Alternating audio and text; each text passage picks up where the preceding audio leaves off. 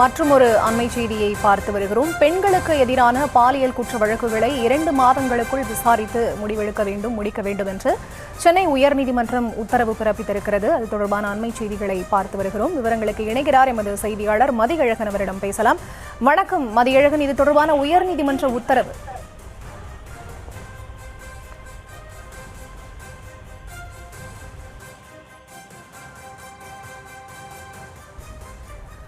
அண்மை செய்திகளாக பார்த்து வருகிறோம். பெண்களுக்கு எதிரான பாலியல் குற்ற வழக்குகளை 2 மாதத்திற்குள் விசாரித்து முடிக்க வேண்டும் என்று சென்னை உயர்நீதிமன்றம் உத்தரவிட்டிருக்கிறது. மாவட்ட மகளிர் நீதிமன்றங்களுக்கு இது தொடர்பாக சென்னை உயர்நீதிமன்றம் உத்தரவிட்டிருக்கக்கூடிய அண்மை செய்திகளை பார்த்து வருகிறோம். விவரங்களுக்கு இணைகிறார் எமது செய்தியாளர் மதியழகன். அவரிடம் பேசலாம். வணக்கம் மதியழகன், இது தொடர்பான முழுமையான விவரம். திருவண்ணாமலைக்கு சாமி தரிசனம் செய்ய வந்த ஆந்திராவை சேர்ந்த பெண்ணை பாலியல் வன்கொடுமை செய்ததாக திருவண்ணாமலை கிழக்கு காவல் நிலையத்தை சேர்ந்த காவலர்கள் சுந்தர் மற்றும் சுரேஷ்ராஜ் ஆகியோர் மீதான வழக்கை விரைந்து விசாரிக்க கோரியும் போக்சோ மற்றும் மகளிர் சிறப்பு நீதிமன்றங்களில் நிலுவையில் உள்ள வழக்குகளின் விவரங்களை தெரிவிக்க உத்தரவிடக் கோரியும் பாதிக்கப்பட்ட பெண் சென்னை நீதிமன்றத்தில் பொதுநல மனு தாக்கல் செய்திருந்தார். இந்த வழக்கு தலைமை நீதிபதி அமர்வில் விசாரணையில் இருந்தது. பெண்களுக்கு எதிரான பாலியல் குற்றங்கள் தொடர்பான வழக்குகளை 2 மாதங்களில் முடிக்க அனைத்து முயற்சிகளையும் எடுக்க வேண்டும் என அனைத்து முதன்மை அமர்வு நீதிமன்றங்களுக்கும் மகளிர் சிறப்பு நீதிமன்றங்களுக்கும் தலைமை நீதிபதி அமர்வு உத்தரவிட்டிருக்கிறது.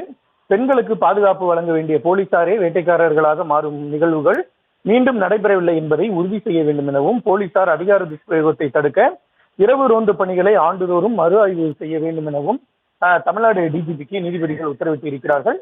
பெண்கள் குழந்தைகளுக்கு எதிரான பாலியல் குற்ற வழக்குகளில் விசாரணையை தேவையில்லாமல் ஒத்திவைக்க கூடாது என அனைத்து நீதிமன்றங்களுக்கும் சுற்றறிக்கை பிறப்பிக்க வேண்டும் என சென்னை உயர்நீதிமன்ற தலைமை பதிவாளருக்கு நீதிபதிகள் உத்தரவிட்டிருக்கிறார்கள். அதே போல போக்சோ வழக்குகளில் வழக்கை விசாரணைக்கு எடுத்துக்கொண்ட 30 நாட்களில் பாதிக்கப்பட்ட குழந்தையின் வாக்குமூலம் பதிவு செய்து ஓராண்டில் விசாரணையை முடிக்க வேண்டும் என போக்சோ சிறப்பு நீதிமன்றங்களுக்கு உத்தரவிட்டுள்ள நீதிபதிகள் போக்சோ சிறப்பு நீதிமன்ற நீதிபதிகளுக்கு சிறப்பு பயிற்சி வழங்க வேண்டும் என மாநில நீதித்துறை பயிற்சியகத்துக்கு உத்தரவிட்டிருக்கிறார்கள்.